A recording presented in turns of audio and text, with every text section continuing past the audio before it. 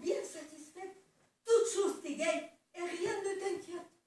En bonne foi, crois-tu sans t'éblouir les yeux avoir de grands sujets de paraître joyeux? Parbleu, je ne vois pas, lorsque je m'examine, où prendre aucun sujet, d'avoir l'âme chagrine. J'ai du bien, je suis jeune, et sors d'une maison qui se peut dire noble, avec quelques raisons. Et je crois, par le rang que me donne ma race, qu'il est fort peu d'emplois dont je ne sois en passe. Pour le cœur, dont surtout nous devons faire cas, on sait, sans vanité, que je n'en manque pas.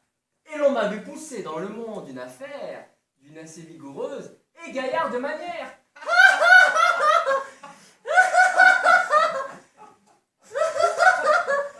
Pour de l'esprit, j'en ai sans doute, et du bon goût, à juger sans étude, et raisonner de tout, à faire aux nouveautés, dont je suis idolâtre, figure de savant, sur les bancs du théâtre, y décider en chef, et faire du fracas, à tous les beaux endroits, qui méritent des...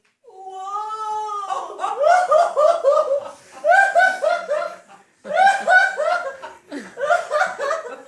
Je suis assez adroit, j'ai bon air, bonne mine, les dents belles surtout, et la taille fort fine.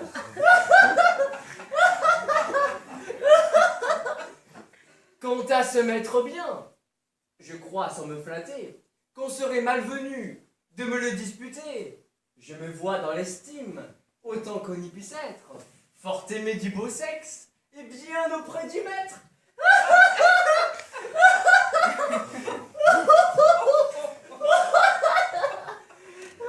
Je crois qu'avec cela, mon cher marquis, je crois qu'on peut, par tout pays, être content de soi.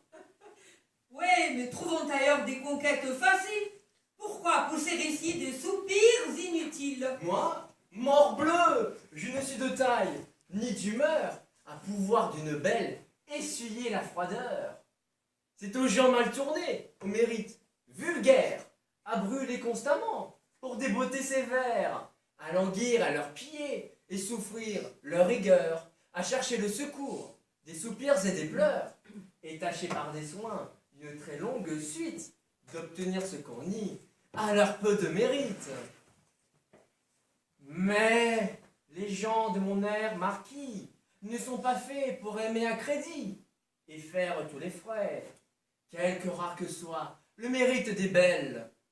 Je pense, Dieu merci, qu'on vaut son prix comme elles, que pour se faire honneur d'un cœur comme le mien, ce n'est pas la raison qui ne leur coûte rien, et qu'au moins tout mettre en de justes balances, il faut qu'à frais communs se fassent les avances.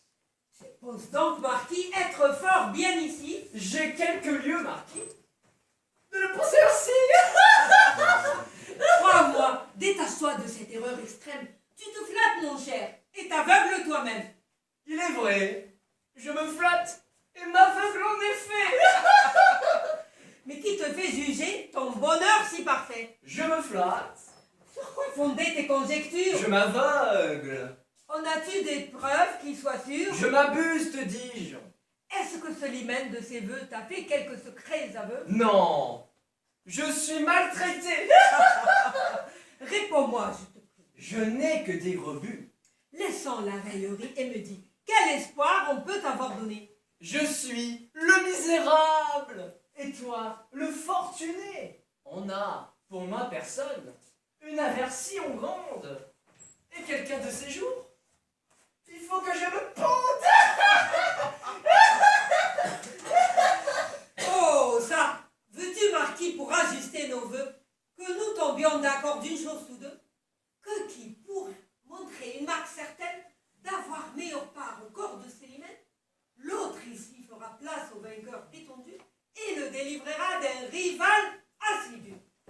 Ah, parbleu, tu me plais avec un tel langage, et du bon de mon cœur. À cela, je m'engage. Encore ici? L'amour retient nos pas. Je viens de oui rentrer un carrosse là-bas. Savez-vous qui c'est? Non. Ah si, Noé, madame, monte ici pour vous voir. Que me veut cette femme? Eliande là-bas est à l'entretenir. De quoi s'avise-t-elle et qui l'a fait venir?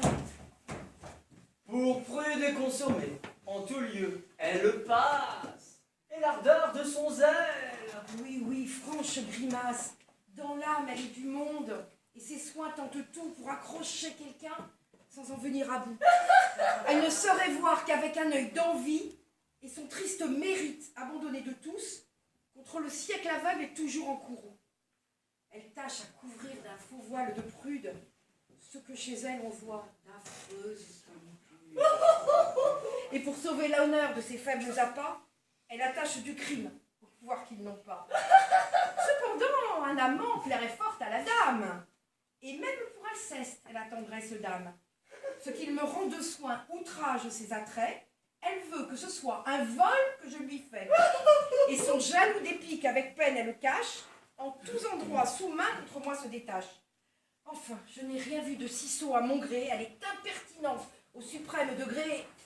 Ah, quel ressort en ce lieu vous amène, madame?